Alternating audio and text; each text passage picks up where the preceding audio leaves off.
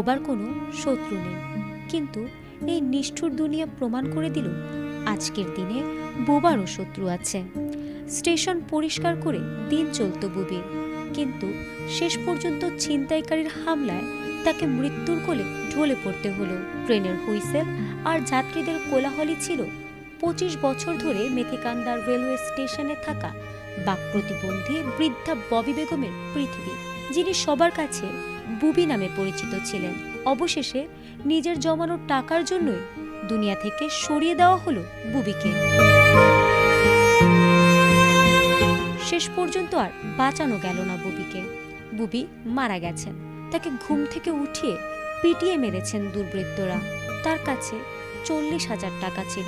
25 বছর ধরে বুবি ওই টাকা জমিয়েছিলেন ভিক্ষা করে, প্ল্যাটফর্ম পরিষ্কার করে। কিন্তু নির্মম বাস্তবতায় সেই টাকাগুলো আর নেই।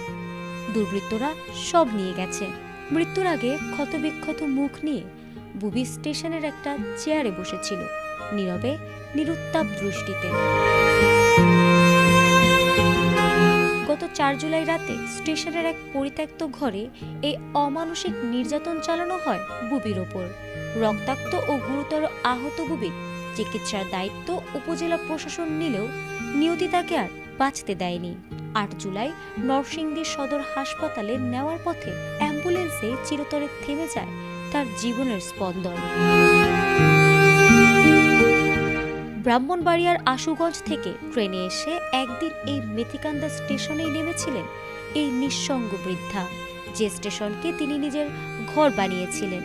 সেখানকারই এক অন্ধকার কোণে মানবতার চরম পরাজয় ঘটল। বোবা মুখে জীবনের শেষ আকুতিটুকু কাউকে জানাতে পারেননি বুবি। শুধু তার চোখ দিয়ে ঝরে পড়া জল আর প্ল্যাটফর্মের জমাট রক্ত সাক্ষ্য দিচ্ছে এক নির্মম বাস্তবতার। ফারহানা হক, এটিএন বাংলা।